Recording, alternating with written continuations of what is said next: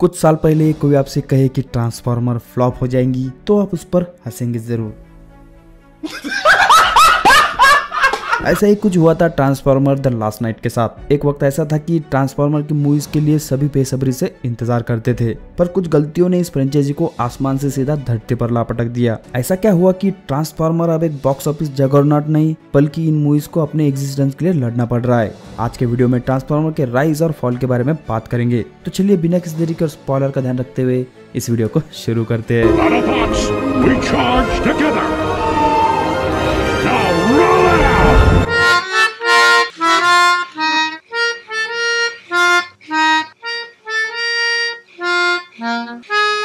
Transformer की silver screen पर शुरुआत 1986 में ट्रांसफॉर्मर द एनिमेटेड मूवी के साथ हुई थी। मूवी बॉक्स ऑफिस पर कुछ खास कमाल नहीं कर पाई। एक फेल शुरुआत और कुछ नए अटेम्प्ट्स के बाद ट्रांसफॉर्मर फिर से 2007 में माइकल बे की लाइव एक्शन एडेप्टेशन के साथ सिल्वर स्क्रीन पर रिटर्न आए। बे की पहली ट्रांसफॉर्मर फिल्म ने पैसा ही नहीं कमाया बल्कि ट्रांसफॉर्मर को एक नई ऊंचाई दिलाई। फैंस के साथ साथ जनरल पब्लिक ने भी मूवी को बहुत पसंद किया। क्रिटिक्स ने भी मूवी को अच्छी खासी रेटिंग दी और मूवी के एक्शन को सहारा भी। पहली मूवी का दिल और धड़कन शिया लेबॉफ का किरदार सैम विटविकी की बना, जिसका साथ दिया लेजेंडरी ऑटोबॉट स्काउट बम्बलबी ने। दोनों के रिलेशन में कुछ नया और अनोखा था। ट्रांसफॉर्मर्स को पहली बार लाइव एक्शन में देख किसने सीटी नहीं मारी होंगी।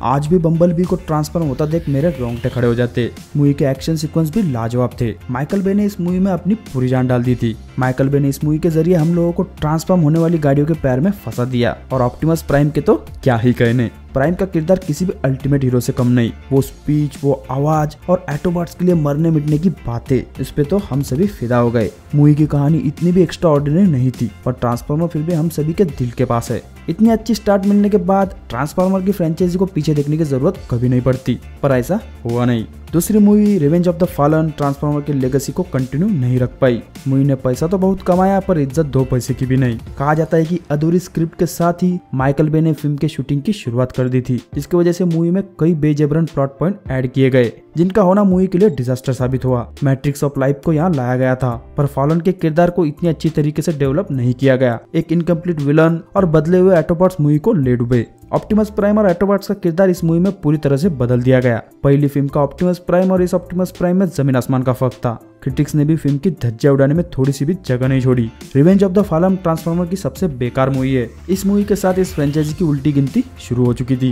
नहीं सारुण के यहाँ कुछ तो गड़बड़ है, जरूर कोई ना कोई। माइकल बे की ओर से ट्रांसफॉर्मर में कोई भी सेंसिबल स्टोरी आने की थोड़ी सी भी गुंजाइश अब नहीं रही थी। तभी ट्रांसफॉर्मर की तीसरी film dark of the moon आती है। इस एंट्री के साथ माइकल बे ने सभी को झूठ साबित कर दिया। उन्हें बता दिया कि वो अभी भी अच्छी स्टोरीज लिखना जानते हैं। Dark of the moon transformer की बेस्ट मूवी उभर कर निकली। सेंटिनल प्राइम के धोखे को देख आज भी मेरा खून खौल उठता है। इतना कुछ अच्छा होने के बावजूद मूवी ट्रांसफॉर्मर के सच्चे फैंस के लिए किसी डरावने सपने से कम नहीं थी, क्योंकि एटोबॉट्स और खुद ऑप्टिमस प्राइम कुछ भी हो अपना पॉइंट प्रूव करने के लिए किसी की जान खतरे में नहीं डाल सकते।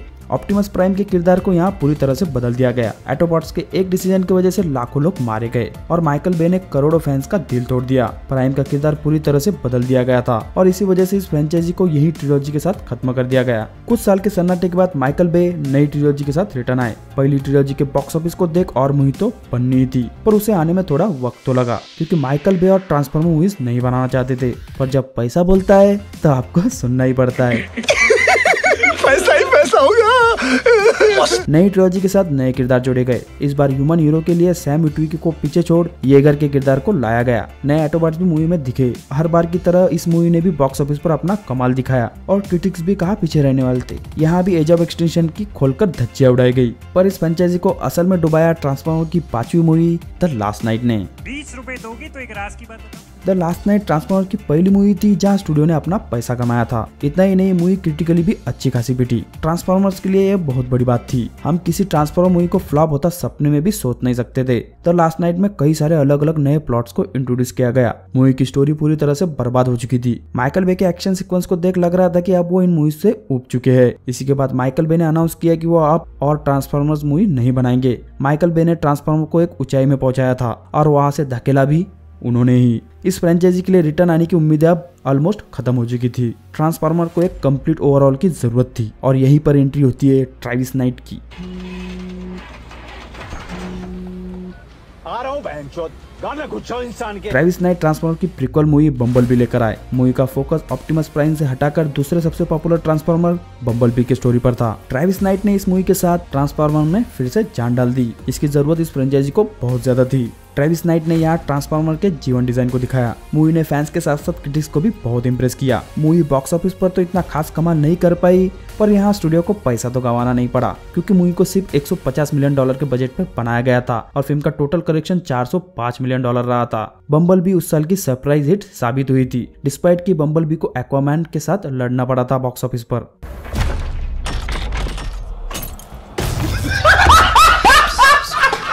ट्रांसफॉर्मर फिर से बीस्ट वार के साथ कमबैक कर रहे हैं। बम्बलबी में दिखे जीवन डिजाइन को यहाँ कंटिन्यू किया जाएगा। बीस्ट वार ट्रांसफॉर्मर के सबसे फेमस कार्टून्स में से एक है। ट्रेलर में और भी पुराने ट्रांसफॉर्मर हमें रिटर्न आते दिखे। ये मूवी बम्बलबी का डायरेक्ट सिक्वल होने वाली है। ऑप्टिमस प्राइमल और बीस्ट ट्रांसफॉर्मर यहाँ किसी फीचर से आए खतरे से पृथ्वी को बचाते दिखेंगे। मूवी के ट्रेलर से अच्छी खासी बस तो अब तैयार हो चुकी है। क्या ट्रांसफॉर्मर इस मूवी के साथ अपने ग्लोरी को फिर से हासिल कर पाएंगे या फिर ट्रांसफॉर्मर फ्रेंचाइजी का ये अंत है? ये तो मूवी के देखने के बाद ही पता चलेगा। इस तरह की और इंटरेस्टिंग वीडियोस देखने के लिए हमारे चैनल को सब्सक्राइब जरूर करें। तो दोस्तों आज के वीडियो को यहीं पर खत्म करते हैं। तो चलिए मिलते हैं आपसे अगले वीडियो में।